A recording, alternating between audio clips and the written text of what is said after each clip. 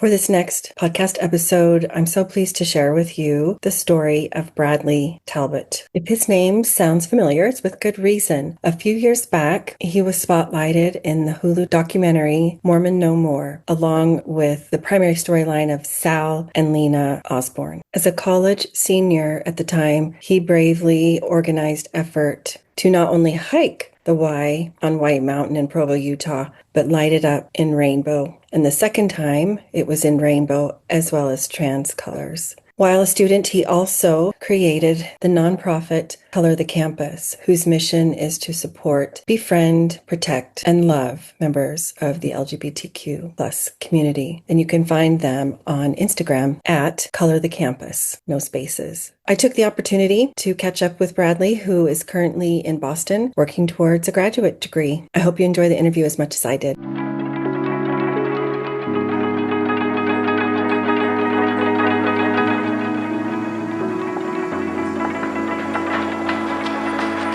I'm Megan Skidmore. For 2.5 years, I have been talking about evolving faith journeys. I started to tire of the heaviness of this focus. I had the clear message come through. It is time for Beyond the Shadow of Doubt podcast to evolve into Living Beyond the Shadow of Doubt podcast. With the same vulnerability and unapologetic authenticity, I will be focusing on the joy in this journey, the life and the living that comes on the other side of maybe, on the other side of what's possible. I want to talk about claiming spiritual sovereignty and becoming your own captain of your vessel. Let's celebrate releasing what no longer aligns for you and connecting with your higher power and honor expanding your energy field to make room for all things new.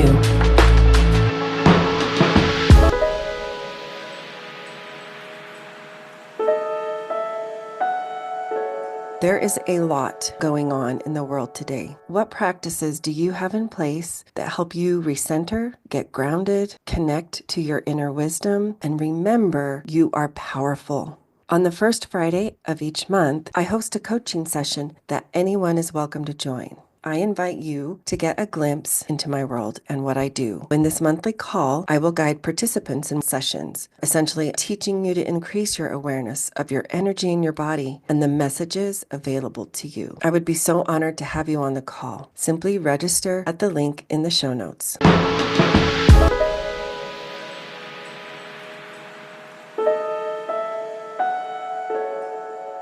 Hey everyone, welcome to today's episode of Living Beyond the Shadow of Doubt. Today I have Bradley Talbot with me, and I am just so excited to have you. Thank you so much for being here and taking time out of your student schedule. Thank you for having me. I'm excited. Me too. So we chatted a little bit before I hit record, and I shared that I have been following Bradley for quite some time. Probably from the early days of my own pivot. At that time, I called it a pivot in my faith journey when I learned of my kiddos' identity. And Bradley, you have always been this bright light, and you have always raised your voice in the time since I first connected with you. I think I even connected with you before I met your mother about 3 years ago at a mother's retreat hosted by Lift and Love. I've always been impressed with seemingly how fearless you are, and you know who you are.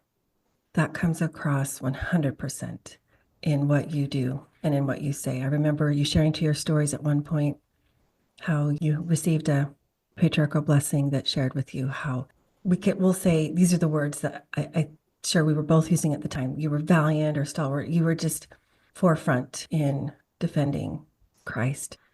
I'm not sure what that means to you now, and either way is just fine, but I just share that because it gave me an even deeper sense of who you are. So hopefully I've not embarrassed you too much. Not at all. Thank you. That's very kind of you to say. But let's dive in, share with our listeners all about you, your background, kind of your origin story. We'd love to hear. Sure, yeah. So I grew up in Utah, the oldest of 6 kids. Grew up in the Church of Jesus Christ of Latter-day Saints. Served a mission when I turned 18 and went to BYU. And, currently getting a master's degree in social work and then another master's degree in theology and ministry. So I'm getting 2 right now, and I'm set to graduate in a couple months. So I'm really excited about that. It's a Graduate little in bit of both? for both, yeah, for Graduate in both. both in 2 months. Oh my goodness. hmm Go you. Yeah, it's a little bittersweet because I don't know what life is going to look like really outside of school because I've just always Mhm. been in school. But I am happy to, not have homework and kind of have a lot of my time back. Yeah. Wow. I did not realize you were doing a dual master's. Does that mean hmm a dual thesis? Theses? So I just had to do one thesis, which Mhm. I defended last week, and I was able to pass. Congrats. Happy about that. Thank you. And for the social work, I didn't have to do a thesis. I just had to do a field Mhm. placement. So I had to do two different field placements. Yeah. So I know this, but if you can just share a little bit about your faith background. You were born into and raised into Yeah, the yeah, LDS faith? yes, and it's very foundational to a lot of my upbringing and family, and extended family. Mhm. Both sides of my family are very strong within the church. To say, Mhm. Mhm. um, many of my family members attended BYU, so that also has played a big role in my upbringing. Mhm. Yeah. So, can you give us maybe a synopsis then of, I mean, obviously that contributed to your foundational belief system. hmm Can you share with us how maybe that's evolved or expanded or morphed over the years? Yeah. So it's definitely evolved and expanded quite a bit. Mm-hmm. Um, I'm actually coming up on my 10-year high school anniversary or reunion anniversary. I don't Mm-hmm. know what. Yeah. And it's fascinating to think back of who I was in high school and who I am now. I wonder what the younger me would think. Probably be horrified. Really, I want to hear about that.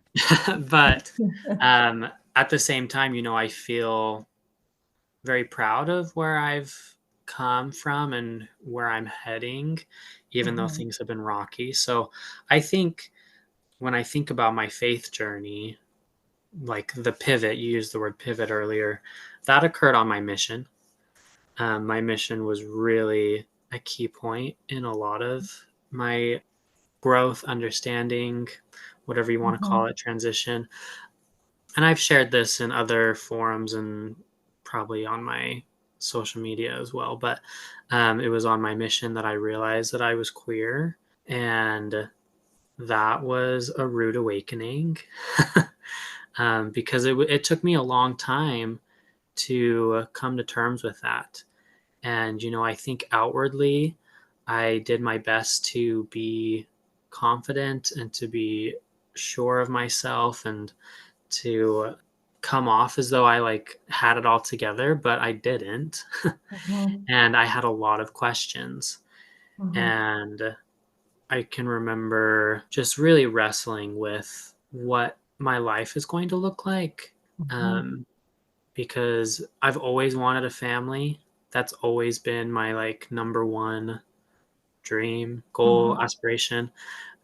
And I even remember as a teenager before I realized or like accepted that I was queer. I remember just agonizing over the thought of what if I can't find a wife? What if I can't have kids? What if something doesn't work out? What if? And just feeling so lost as to what my life would look like because Mm-hmm. that's all that I had ever pictured was going on a mission, going to college, getting married, having a family, working. And the working was never really a priority because it was like, well, whatever I'm doing, as long as it's enough to sustain and support my family, then it's good enough for me. But the priority was always, what is my family going to look like? And oh, I'm good. I want to do this with my kids, and I want to do this, and I want to do that. Mm-hmm. And then, being on the mission and realizing, okay, I'm different, Yeah. first off, and what is that going to look like? And then coming home from the mission, starting at BYU, and feeling even more othered and isolated. And gradually through the 4 years at BYU, I opened myself up to the idea of dating men and the idea of getting married. and close myself off to the prospect of dating a woman and marrying a woman, which then came with more questions of, okay, how are we going to make a family work? Is it going to be adoption? Is it going to be surrogacy? Is it going to, like, what is that going to look like? And where does God fit into all of that? Yeah. How has my relationship with God been manifested? Something I'm still trying to determine. Um, my mind is going in all these different directions, so I don't know which direction you want me to go Yeah. in, but Well, these are some thoughts that are popping up for me as you're sharing, which I thank you for very, very much. You mentioned that it was on your mission that you realized you were queer. You used the term Mhm, queer. And I always find it really interesting how those in this community, the LGBTQ plus community, choose to identify themselves, because I really think that it is their prerogative to do so, whatever aligns or feels best for them. Uh, and yet, as a teenager, you often had the recurring question, or you even use the word agonized. What if I don't find a wife? What if I'm not able to have kids and whatnot? Uh, I don't think there's any perfect or right time for an individual to connect more with themselves and realize, or maybe even allow those messages to come through, right? Because there's a lot of external sources that sometimes contribute to the timing of that.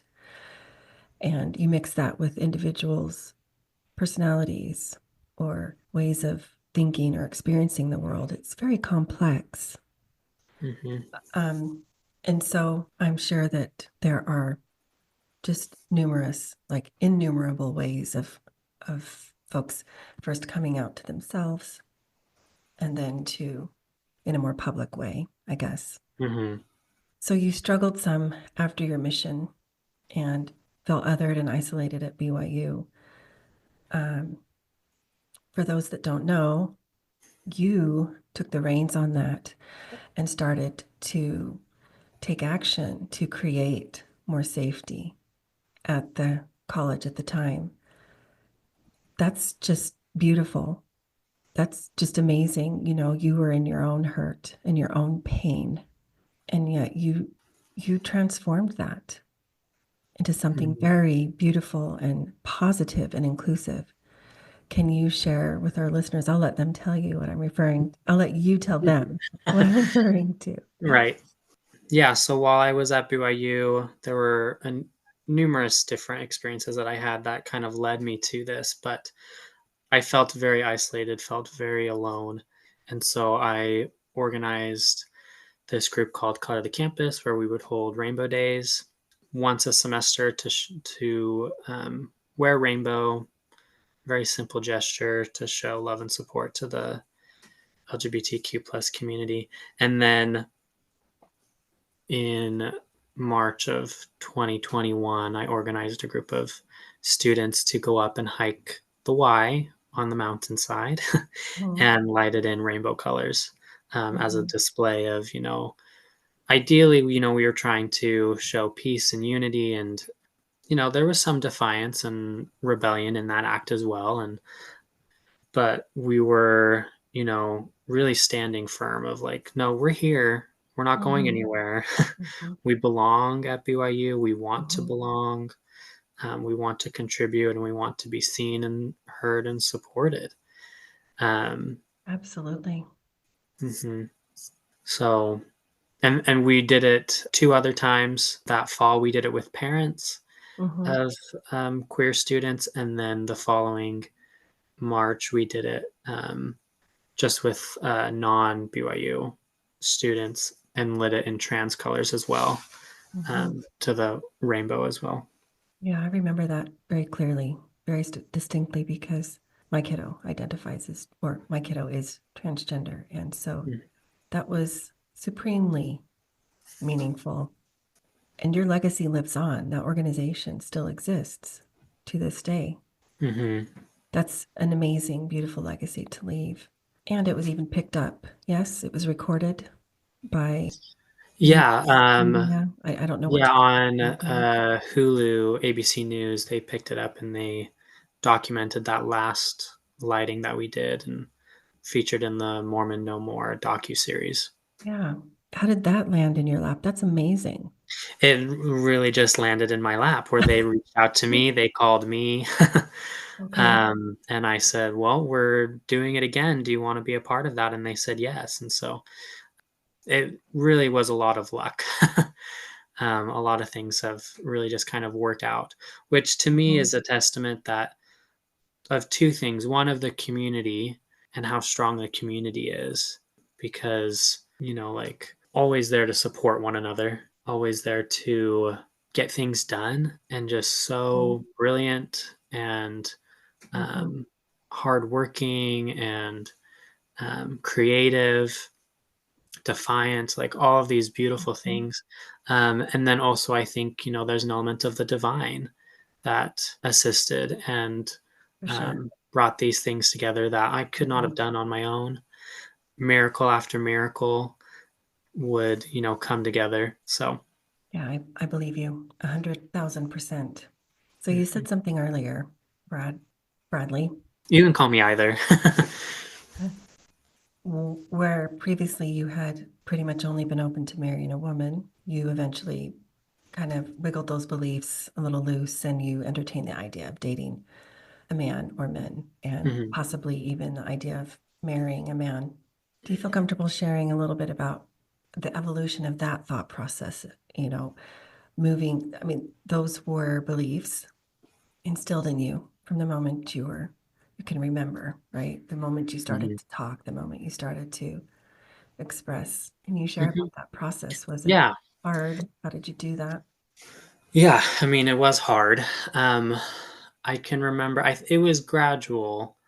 But I can remember one evening or not evening, really nighttime, because I remember I was trying to sleep and I couldn't, and just was tossing and turning and thinking of whatever you might be thinking of to try to fall asleep. And I remember thinking about the future and daydreaming about a family and daydreaming about this, and this, and feeling comfort and peace in that imagery and a sense of, I guess, home, a sense of being drawn to that, and then feeling conflicted because I knew that that was out of reach, or I believed at the time that that was out of reach because I couldn't do that with a man. And I remember thinking and praying and meditating, asking, why can't it just be with a man? Why can't I feel that way and have that sort of family, that community, Mhm, that belonging mhm, purpose just with a man? Why does it have to be with a woman? And suddenly I started fantasizing about that and the exact same imagery, the exact same scenes of what I was doing with my family and all that, but it was with a man instead of a woman. mhm, And those same feelings of peace, comfort, joy washed over me and I realized no, there's no difference. mhm, There's nothing deviant, sinful, wrong about who you are in love with, who you have a family with, who you spend your time with, as long as it's, loving, as long as mhm, there's a connection there. And that was really eye opening to me because I had never considered the combination of these two desires that I had. mhm, Um, and so slowly but surely, I started opening myself up to the idea of going on dates and meeting other gay men and getting to know them, and then okay, maybe we can go on a date, or like it just was very casual and gradual, mhm. and something that I don't think I've ever really shared publicly is I did actually have a boyfriend while I was at BYU. Well, I'm not gonna lie, I was wondering if you had had a boyfriend up to this point, um, right? So it thanks for was it sharing. was only for a few months. It wasn't for very long, but it was there. It was real. It was meaningful, and I'm happy for it you. ended. Thank you. It was fun. Some of my most memorable moments from that relationship is he went to a different school. He went to the University of Utah, And so he brought me to campus and gave me a tour of University of Utah, and then I brought him to BYU and gave him a tour of campus there. And that relationship ended. We're not together. Like I said, it was only a few months. And interestingly enough, it was a few months later that I did the Y lighting for the first time. Okay. So when you mention like I was doing these things, feeling my own pain, like I was in a lot of pain. It truly is a miracle that as a community we were able to pull that off, Mm-hmm. because I had never felt so much heartbreak, loneliness, Wow. isolation. And maybe that was what I needed to focus on something, and why I was so passionate about making this work is Mm-hmm. because in a way I think it was for me as well, like to show that I can still belong and I still can have a future and have hope because I wasn't feeling that around that time. And Yeah. it's hard. Dating is hard. Relationships are hard, so it's still a struggle for me now, and I'm still trying to find my place in my community. But I still cling to that feeling that I had, that one night Yeah. of family, of home, of comfort in whatever capacity that might look like. So, I can't think of a more worthwhile, valid, divine desire. And I am clinging to that for you as well. I want to pose your own question back to you. At one point, you shared kind of where you're at now. mhm, The question, where does God fit into all of you said all of that, and still mhm, kind of you're in that place today. mhm, I have found that allowing myself to define my own, I'll say, spiritual journey, mhm, my own walk with God, and discovering and learning about the divine, and ultimately really about myself and the world around me. It's just been this beautiful process. It's painful at times. No, I mean, I'm not going to sugarcoat it. But the more I just allowed my viewfinder, so to speak, to expand and be expansive and allow different ways of experiencing God or the divine or the universe, however you feel comfortable referring to that power that's greater mhm, than all of us. That's what has brought in deep and true, meaningful joy and purpose and direction in my life. So I would love to hear from you, like, what have been moments or pieces of joy and life that you have found on the other side? Not that there's ever an end point. I don't believe that there right. is, but Um, yeah. yeah, yeah. I think that's a great question. I think, to start, my perception of God, of the divine, has changed a lot. Mm-hmm. Um, and this has been from my exposure to, different media, books, movies, even just conversations with other people. But I've really started to shift my belief from this entity of the divine as being like otherworldly and kind of out there, and realizing that the divine and the human are the same. And so my belief is in God, but my belief is really in other people. That's what I believe in. I believe in the divinity of the people that I'm surrounded by. And I And hope that also, includes you. yeah. I mean, yes, yes. And really solidifying, or been drawn to this belief that it is what you believe that makes something real. And so, my family, they're Mm-hmm. in the LDS faith. I also consider myself to be in the LDS faith. And that's what works for them. That's what they believe in. And so that's what's real. I have friends here in Boston that are Catholic, that are Mm-hmm. Jewish, that are Muslim, and that's what they believe in. And so that's what's real for them. It's Fascinating. I like that in that take. Mhm. Yeah, and it's been really comforting to me to shift my belief of like, okay, which, because I think this is also a residual of my LDS upbringing of, there's this, what am I trying to say? There's this desire or drive to find what is the one true truth? What is the one true church? Mhm. What is the one thing that's right, and so as I've been going through this faith journey, I've been wrestling with that question of like, okay, so if it's not Mormonism, if that is wrong, then what is right?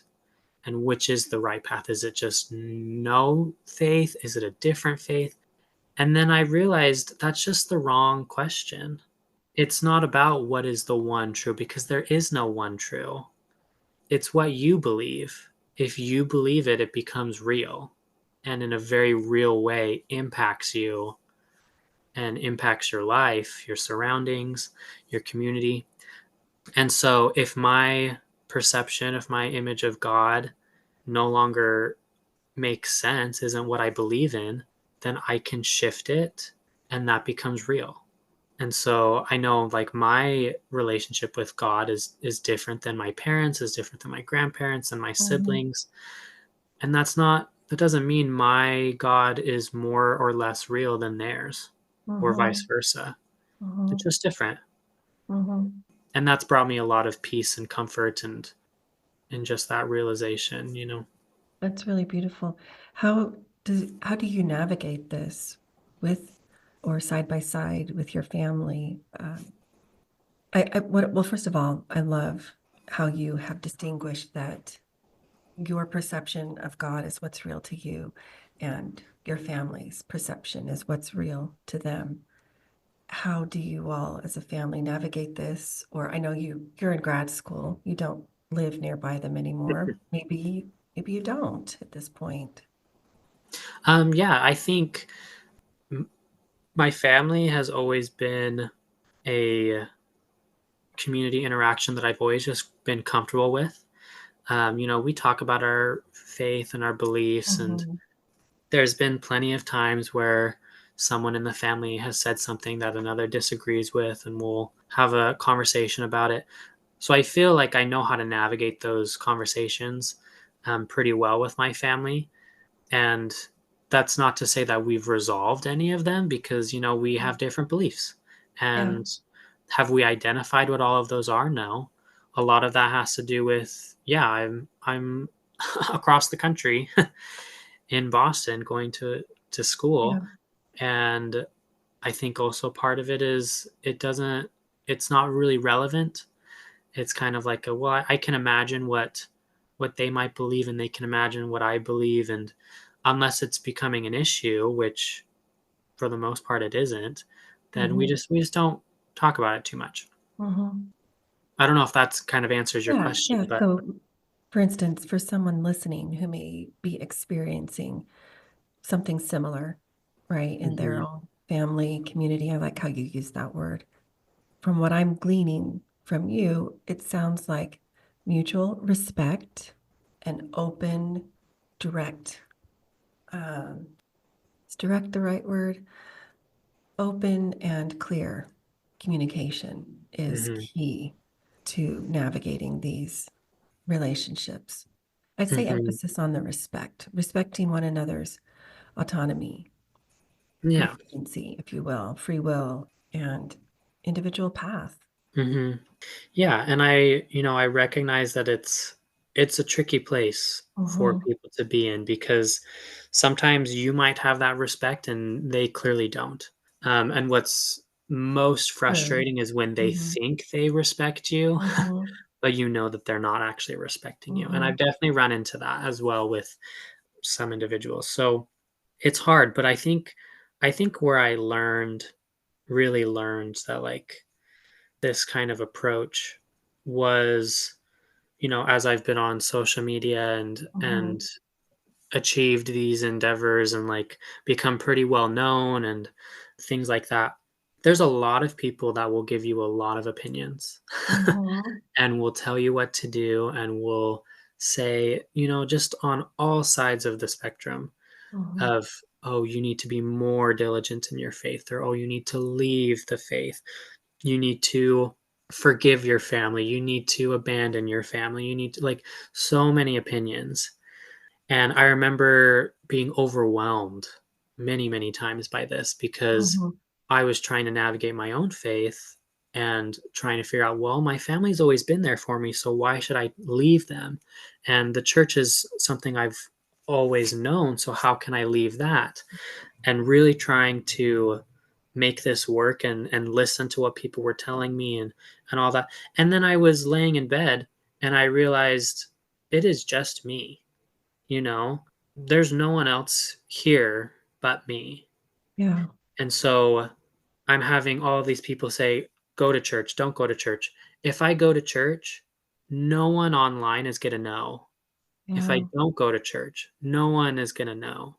And I recognize that for some individuals, like especially youth, that's a really hard place to be in because you are Mhm. so close to your family. And so I do have a different situation. But Sure. if I decide to go to church, my family is not going to know. My Mhm. friends aren't really going to know. You Mhm. know, I mean, except for the people who are actually in my community, in my ward, no one's going to know. If I Yeah. pray, no one is going to know. If I fast, no one is going to know. Yeah. And so, and I've realized that the most important things in regards to my spirituality are the things that no one will ever know. The things that are happening internally, the things that I'm praying about or that I'm hoping for. Mhm. Because even something like going to church, using that as an example, that can also be very presentational, Yeah. Formative. um, Mhm. performative. That's the better word. Yeah. And Yeah. so, yeah, I think I've learned to grow comfortable with, okay, well, what do I want? Yeah. And what makes sense for me? I like going to church. I like going to the temple. I like X, Y, and Z. And so I'm going to go. And there's Mhm. no one who's going to know Mhm. otherwise. And if I decide, and sometimes this has occurred, I don't feel like going to church, then I won't go. Mhm. Or if someone says something at church, I'll leave. You know, I don't have to sacrifice my own peace, my own, I guess, autonomy or Yeah. Right. whatever it might be. You're actually utilizing it in this. Mhm. Yeah. Yeah. And so, yeah, I think there's a lot of different pillars that I have developed in my foundation of faith over the years, and I've been touching on those. The belief that it's whatever you believe in, that's what makes it real. Mhm. The human and the divine, like the Mhm. human connection. Like I have really gotten tired of non face to face contact and communication. Mhm. I just Me can't really too. do it Me anymore. too. I think the pandemic and just like other things in the world has just really turned me away from that.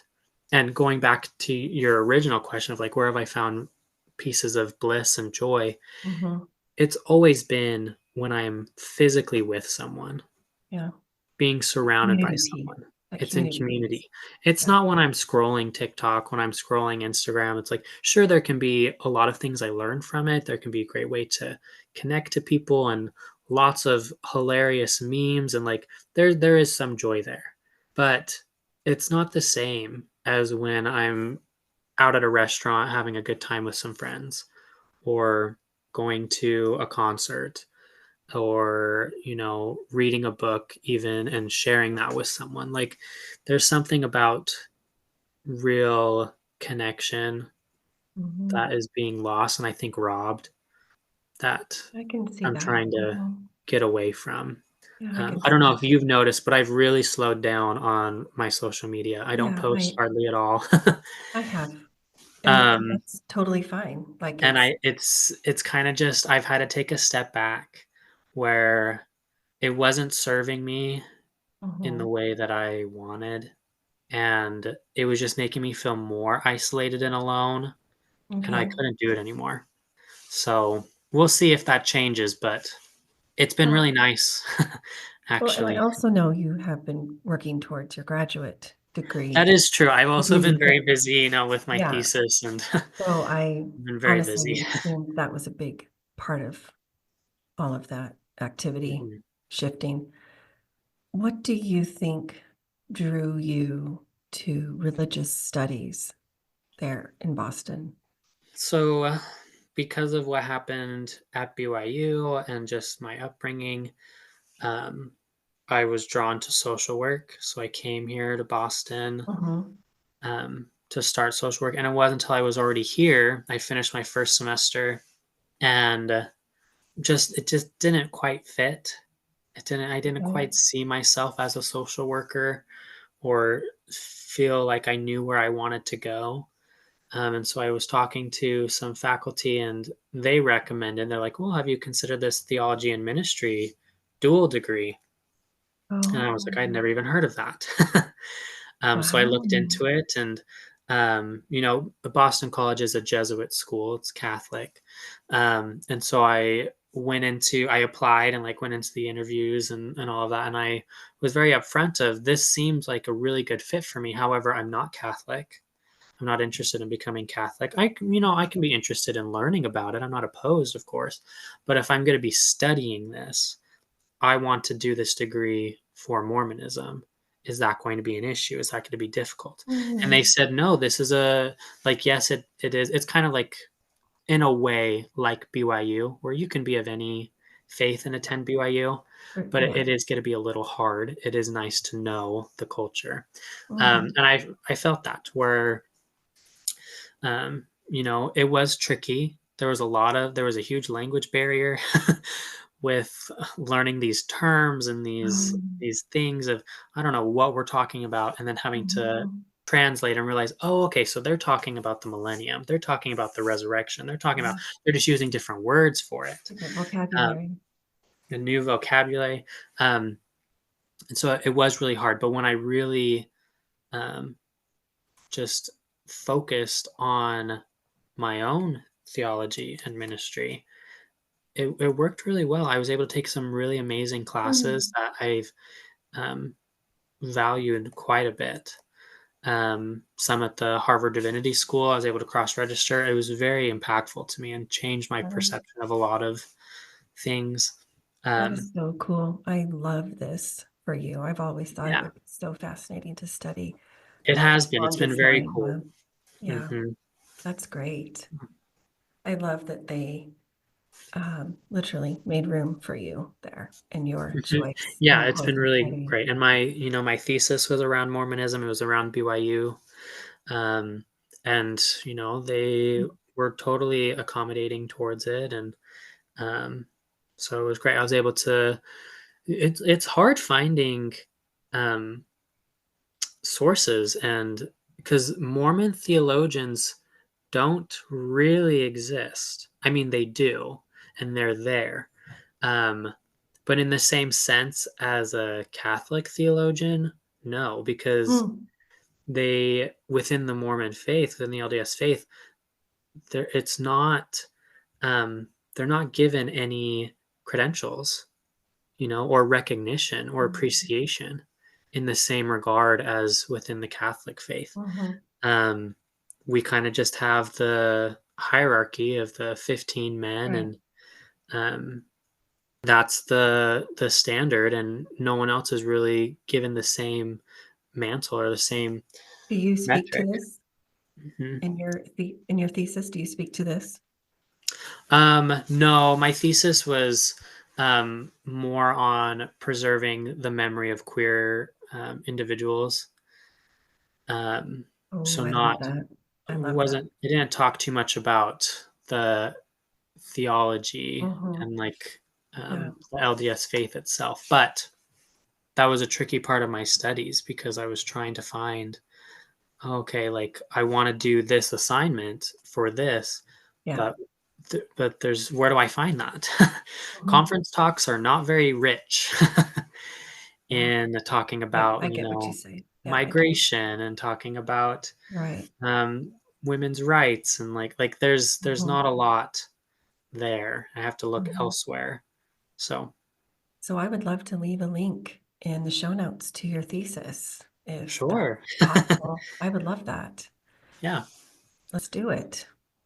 Well, Bradley, this has been so wonderful, so informative and enjoyable. I really appreciate you taking this time.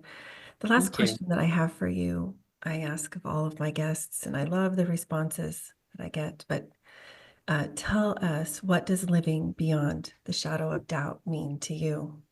I think in order to, let's see, there's a lot of ways that I think I could take that. Um, There's no right or wrong answer. yeah, yeah. Of course. I think I've experienced a lot of doubt, and how have I dealt with that has just been through other people. I think that really is what so much of my belief Mm, in theology is now, is um and what has like driven so much of what I did and what I continue to do is just when you feel alone, it's very hopeless. Um and so you have to connect yourself to other people. mm, Um and now I'm thinking I've experienced this a lot where whoever I'm talking with, if it's like a family member or a friend or something, and I find myself, I just agree with them, and just feeling connected in that way. mhm. Um, and sometimes then I'll step away and be like, okay, so actually maybe I don't fully agree in every aspect, but I think I just really empathize Mm, with other people. And so when I'm having doubts or when I'm having hard moments, just talking it through with other people, yeah, whoever that might be, really helps me be like, oh, okay, so you're not doubting, you're not afraid, you're not feeling that. And so I'm kind of uh, for sure. leaning on that. Yeah, I get And then that. hopefully being able to provide that for other people at other times as well. Hmm. I get that. I process a lot through talking, through discussion. Mhm.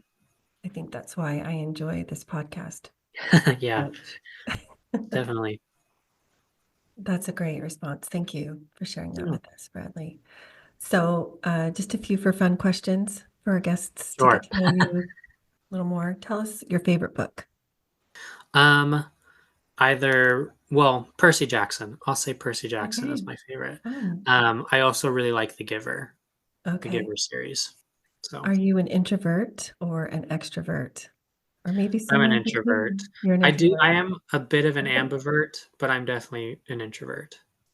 Wow. And so you did that Hulu documentary. Wow. Yeah. Okay. Yeah.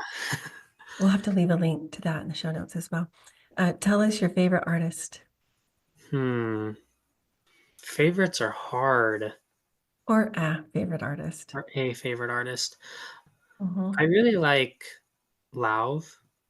He's I know a who that is. musician. Yep. Yeah. Yeah, I really like his I like music. Me Better When I'm With You. That Yes, song. that was one of my favorite songs for a very Yeah, long time. I know who that is. I've actually seen him in concert. Really? That's I have. exciting.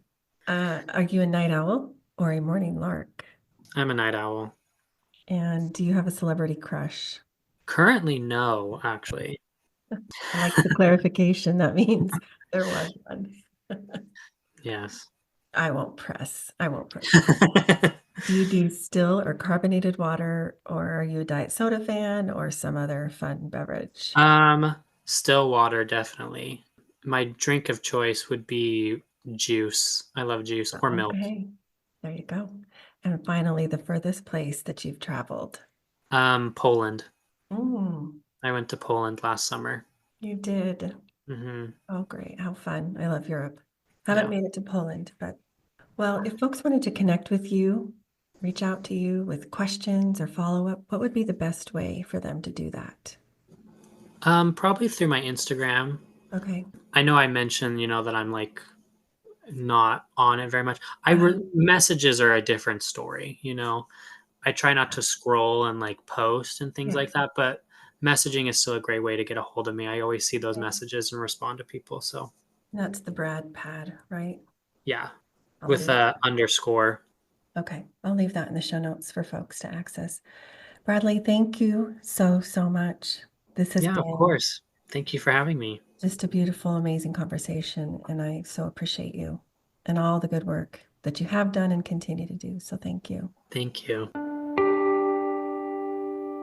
Writer, teacher, author, Mormon scholar, and founder of Dialogue Journal, Eugene England said, "My faith encourages my curiosity and awe. It thrusts me out into relationship with all creation and encourages me to enter into dialogue." As a proud member of the Dialogue Podcast Network, my hope is that Living Beyond the Shadow of Doubt podcast is an extension of that vision.